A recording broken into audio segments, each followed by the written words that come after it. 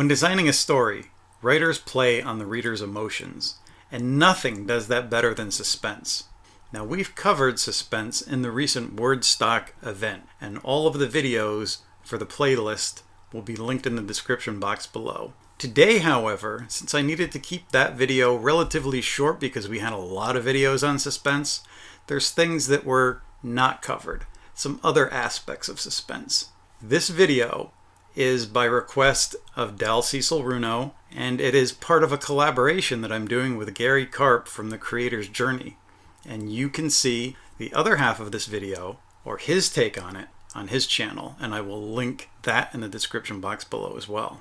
Today we are going to cover the topic of architectural suspense and how to build it throughout your novel from scene to scene.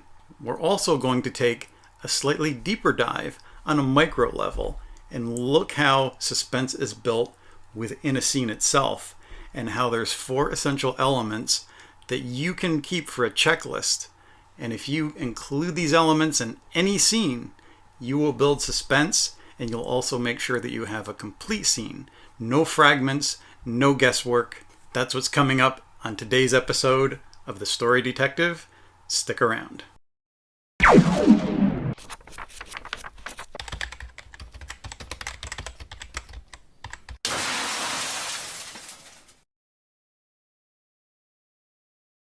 The key to creating any sort of suspense is to withhold information from the reader. Don't take them where they want to go. How do you sustain that from scene to scene? How do you sustain it for an entire novel? The key here in architectural suspense is much of what it sounds like. You are the architect of your story. Every scene is another level, and yet between those scenes, there's a discontinuity.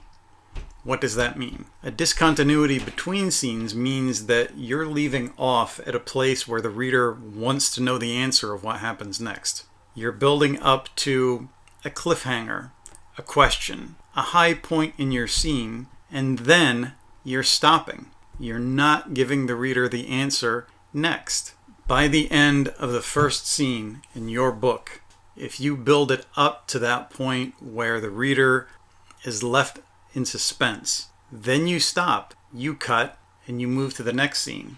Now the next scene starts with a different character, a different location, and it withholds the information. Within the next scene, you're also building it up to a point with that secondary character. And when the reader wants to know at that high point what happens next, you cut again. And you either go back to the first character or you move on to a third. And you keep building whatever layers of suspense and keep juggling those plates in the air. You never give the reader an answer until the last possible minute. You stretch it out for as long as you can. And if you can do that for an entire novel, building up one question after another, that is what's referred to as architectural suspense. It's something you're probably familiar with. Some of you probably haven't heard that term applied to it before.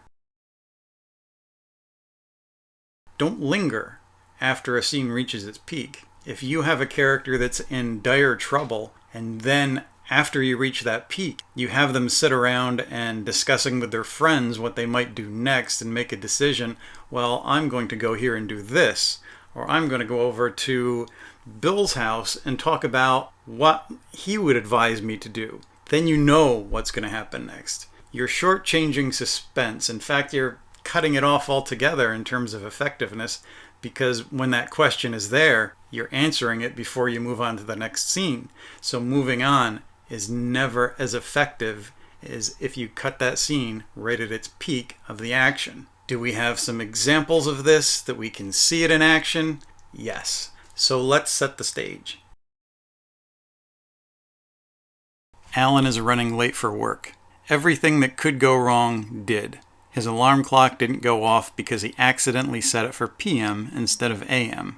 The 2 glasses of wine he had the night before seems to have had an adverse effect. He's never been much of a drinker, but he's never been hung over on 2 glasses of wine before. He's groggy, can barely get out of bed. His wife Francine has already left. Why didn't she wake him? Now he's 2 hours late, and the project he was planning on pitching at the morning meeting has already happened. Alan gets to work only to discover the project was given to his best friend Joe, who pitched Alan's idea as his own. He looks for Joe, but Joe's been given the rest of the day off to celebrate. By the time his lunch hour arrives, Alan goes to his car and calls Francine to tell her he's heading over to Joe's apartment to have it out with him. Do you think that's wise? The bastard stole my idea. Maybe he was trying to save your idea, Alan. After all, you weren't there. How do you know I wasn't there? And as the scene closes on our little melodrama, we leave poor Alan in quite a stew.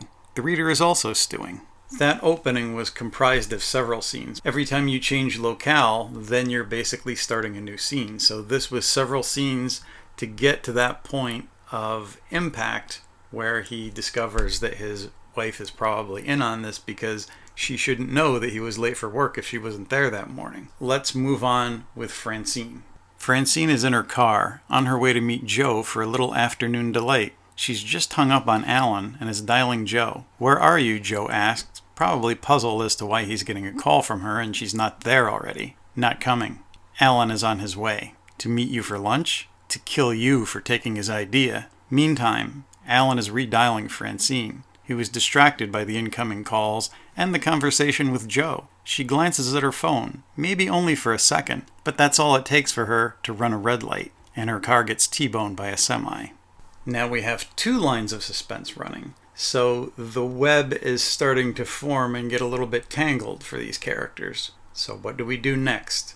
Next you could move on to a third character, or you could go back to Alan. Let's return to our melodrama with Alan and see what happens next. Cut to Alan, arriving at Joe's apartment. He bursts onto the scene, telling Joe he's about as low as the dirt on the underbelly of a freshly plucked potato. Joe is standing with his phone in hand, looking stunned. Alan notices Joe isn't reacting to his potato speech. "What the hell is going on, Joe?" "It's Francine," Joe says, sobbing. "There's been an accident. She's in a coma." At this point, the audience, probably consisting of someone's soap opera-loving grandma, reels back in her rocking chair and says, "That Alan's life has become more difficult than a jigsaw puzzle of a blizzard." And again, we cut. Where does it go from there? Who knows? But I think you get the picture. Scenes are built one at a time. Architectural suspense means that you are the architect of suspense. You are planning each scene to optimize that suspense and engage the reader's emotions in a strong way. Each of those scenes consists of certain elements, and that's what we're going to talk about next. Every scene, whether it's in books or movies, unless it's part of a sequence that's building up to a point, and then these 4 elements will take place throughout the course of several scenes. But usually it's going to take place within a single scene. If they're not there, it's not a complete scene, it's a fragment. And you're either completing that in a longer sequence, but if you just leave it and you're not getting back to it, like the popular example is showing a character getting from point A to point B, and you show them getting in their car, driving down the road, all that stuff that you can skip that has no tension, that has absolutely no suspense for the reader. It's just to clarify for the writer, so you hope the reader is clear that they're going there, when a jump cut could usually deal with that. But we'll deal with fragments after we deal with these 4 essential parts, because fragments are something different. The first thing that you need to do when you're deciding on any scene, whether it's first person or third person, and we just had this question in one of the live streams recently that talked about choosing multiple points of view for a third person story. What you do at the onset of any scene is you pick a point of view character. Now in first person you generally have one main character and the narrative is coming from them. If you have first person multiple, then you would put the character's name at the top of the chapter or scene so you know that it's from their point of view. But you could use that same trick in third person, and even if you don't put their name, you would just establish the character at the beginning of the scene. In this case, Alan arrived at work. We know it's from Alan's point of view. In that case, everything in that scene is chosen from Alan's point of view because the reader is going to feel the greatest emotional impact from Alan. If there were another character and this scene had several characters, depending on what was happening in that scene, you would again choose the one point of view who is going to be affected most deeply and emotionally by that scene, because that's going to affect the reader most deeply. In establishing the 4 crucial parts of any scene, what builds suspense into those scenes, you start out with intention. The intention is the point of view character's goal or issue.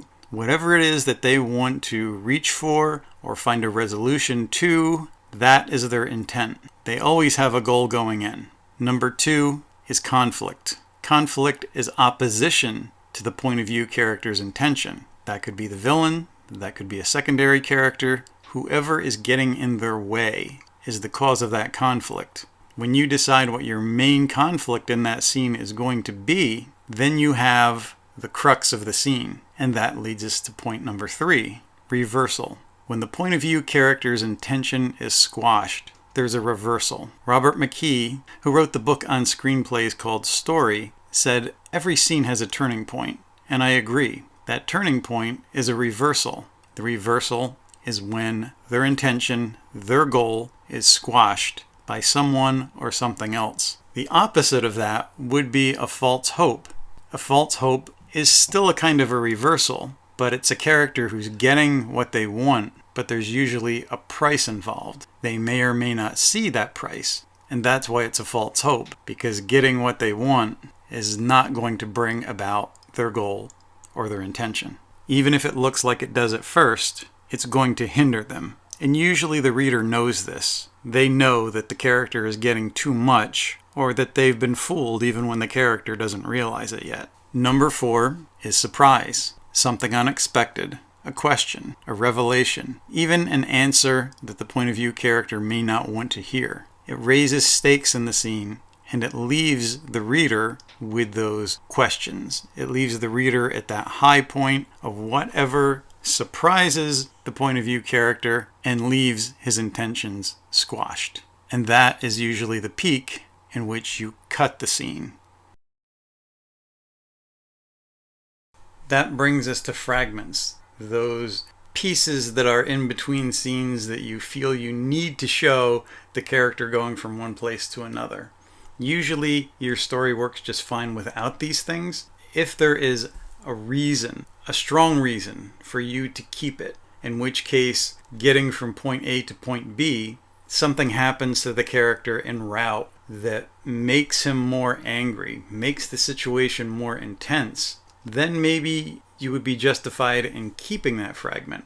But you can't keep the fragment without those 4 elements. Now, writer-editor Saul Stein had a paragraph which illustrates how you can use a fragment and make it work. And I'll reproduce that here so you can see it. Outside at last, she got in her car, put her driving gloves on, and drove to Harry's house, not paying attention to traffic. When a gray van in front of her stopped suddenly for a red light, she had to brake hard. Was the cop on the corner looking at her? She avoided looking at the cop, staring straight ahead until the light changed, then sped away, as if an accident were chasing her. When she parked in front of Harry's house, she had to wipe sweat from her forehead. She didn't take her driving gloves off. No point in leaving fingerprints all over the place if she decided to strangle him. She walked rapidly up the flagstone path and jabbed her finger at the doorbell, keeping it there until he opened the door. This becomes a little mini scene all by itself. Notice that there is conflict with traffic, with the police officer. She speeds away as if an accident were chasing her. And then, when she arrives in front of Harry's house, she doesn't take her gloves off, just in case. And when she walks to the door, she doesn't just knock or ring the bell. She jabs her finger at the bell. There's anger behind it, and she keeps it there until he opens the door. You can feel the suspense. You don't know what's going to happen when Harry opens that door, but you know that there's going to be some kind of conflict. And even not knowing who these characters are, you can feel it and get a sense, and you're left with that same feeling. What's going to happen next? All it took was a paragraph. It was short, it was to the point, but all the elements are still there, except for the surprise. so it becomes a part of the sequence that's going to happen next, but it plays into it in a way that revs the reader up for the confrontation. This would be the best use of a fragment and the only use of a fragment. And if your story, again, I repeat, if your story can live without the fragment, don't put it in. If the conflict already makes sense and you've already built it up in previous chapters and scenes, omit showing the character going from one place to another. I hope that this video was helpful. And Dal, if you have any questions, leave them in the box below. If any of you have any questions about this or need me to expand on any points, leave your questions in the box below and I'll be happy to answer. That's what I've got for you today. So until next time, keep those keyboards clacking.